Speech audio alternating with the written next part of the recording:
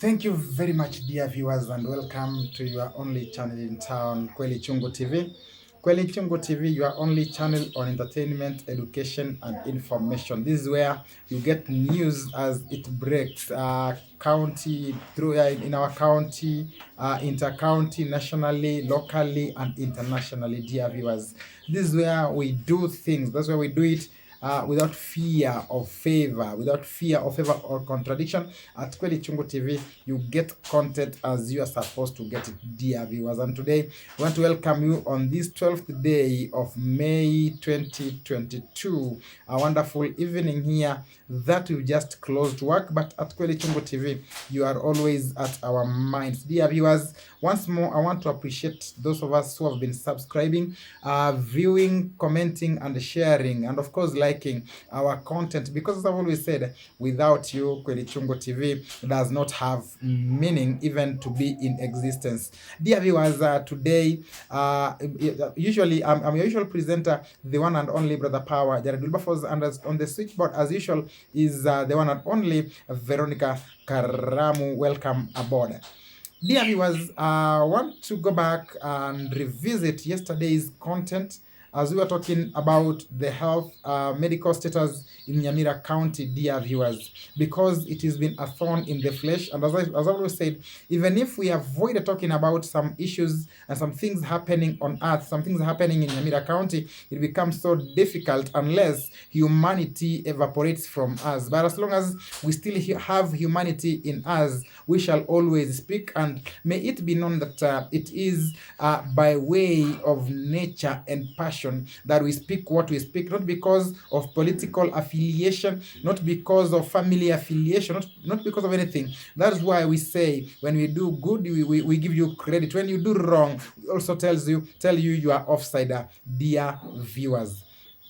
Dear viewers, today at Kweli Chungu TV, we want to give a signal to His Excellency Governor Amos Nyaribo of Nyamira County after issuing what seems like a promising statement yesterday, after whatever had happened over the weekend at Gesima Level 4 Hospital, where an infant and her mother, Purity Kwamboka Nyakundi, did pass away due to negligence, which we attribute to the motivation of the health workers and medics in the entire Nyamira County, dear viewers. We want to apologize that yesterday we did inform you that the deceased was Judy Nyakundi, but today we're getting the right name. She is Purity Kwamboka Nyakundi. Dear viewers, we want to apologize. We gave you a name of Judy Nyakundi yesterday. We've just getting a correction that she was Purity Kwamboka Nyakundi. May she and her infant rest in peace.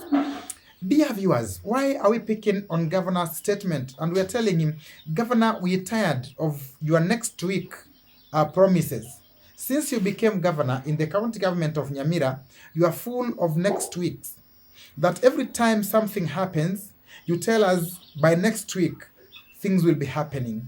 When you came in, Nyamira County was crying of lack of medicines.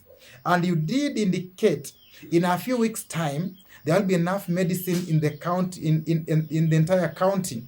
There shall be enough medicine and facility in all the facilities in this county. From there, your system had been blaming that of the late Governor Nyagarama of not procuring medicine, but instead procuring control devices.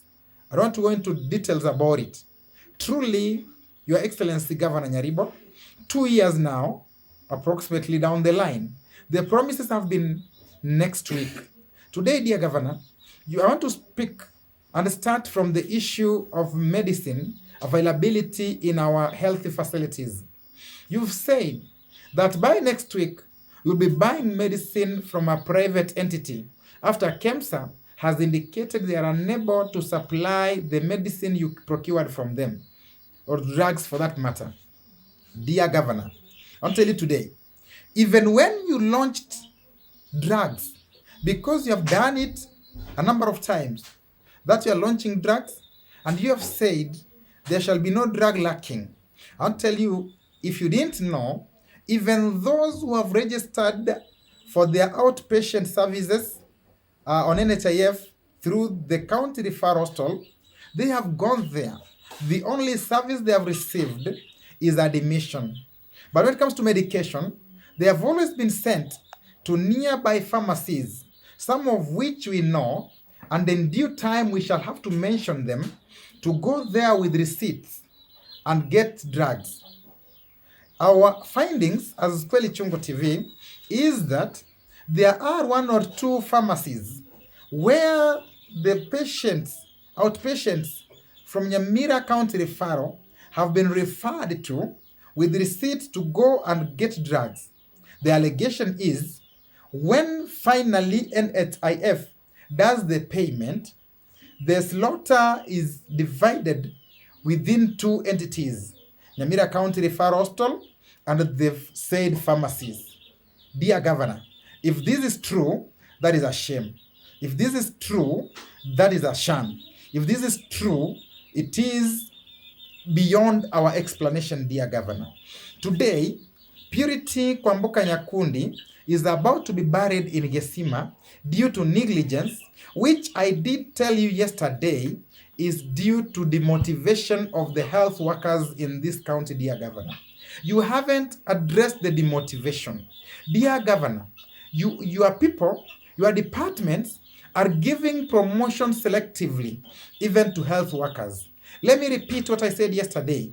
If I'm a health worker living in Matongo, for instance, working at Nyamira County Referral, serving in the same job group I was employed at in 2013, 2014, 16, 17, 18, with the house rent raised, with the transport bus fare raised, without review of my commuter and house rental allowance, let me tell you for free, as a human being, I'm angry. And the anger may be ventilated either way, either to the patient or whoever, because we were not created in the same way, neither were we born of the same mother or same father, dear Governor. Dear Governor, if I am a medic serving at the county referral hospital, serving at Gesima level 4, without proper equipment and material, without scalpels or surgery blades, without gloves, without protectives, in this era of COVID-19, in this era of infections of every kind, I'll tell you for free, I may neglect a patient because I'm also forced to protect my life. And that will cost innocent lives like that of Purity Kwamboka Nyakundi.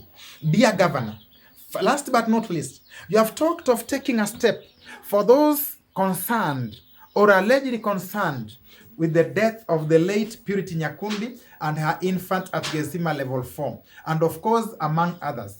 Today, you have told us there are 3 of them you're going to take a step on. I want to be very sure and inform my viewers that of course it is not 1 + 1 to sack somebody, and you cannot sack anyway. And if you sack, you may be inviting more problems. The most likely our Excellency Governor will do is to transfer them to a different facility, which then results in the transfer of problems, in the transfer of negligence, in the transfer of every kind of discouragement. Instead of giving threats on the media, instead of pretending to be so furious and so caring, even when your minister or CEC for health is never in the office, busy campaigning for you to see if you will garner votes for the next term, rather be real and be yourself and say you thought it was easy when you were criticizing Nyagarama. You've just realized it is just so hard. And the Kweli Chungu's advice would be, just pack and go home, dear Governor. Just pack and go home, Mzee. It is so hard. You are not going to transfer problems from Gesima level 4 to Manga, to Keroka, to Kijauri, to Matongo Health Center, to Nyamaya Health Center, to Ogango Health Center, to wherever, Etono Dispensary, or Kerobo Dispensary, or even Nyamira Level 4, or Embonga Dispensary for that matter.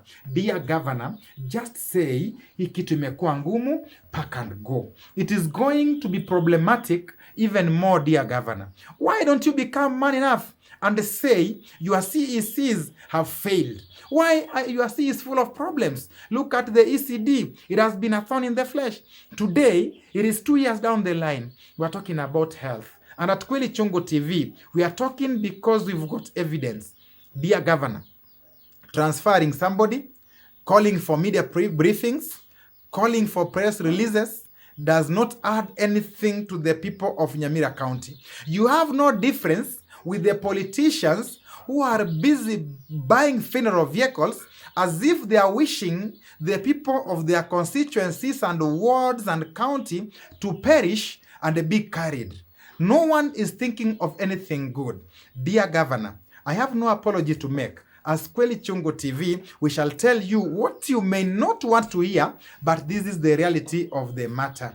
We want children to survive. We want mothers to survive. Don't tell us, now people have died at Gesima level 4. You want people again to die at Mathongo Health Center or Ekerenyo Health Center. You want people to die at Ibara Mission Hospital. You want people to die at Bosiango Dispensary. You want people to die at Makairo Dispensary and wherever, just to feed those politicians who have also gone ahead to buy funeral service vehicles as if their constituents are already dead and to be carried. Dear Governor, get it clear from us. No one is happy with you. If this is the way you're going to act, let me tell you, you will either give us medicine or back and go. We will not entertain the idea of transferring problems. From Kweli Chungu TV, I've been your presenter, the one and only, Brother Power Jared Wilberforce, requesting that continue subscribing, viewing, commenting, liking, and sharing our content. On behalf of the entire team, and particularly on the control switchboard, our sister Veronica Karamu, bye-bye.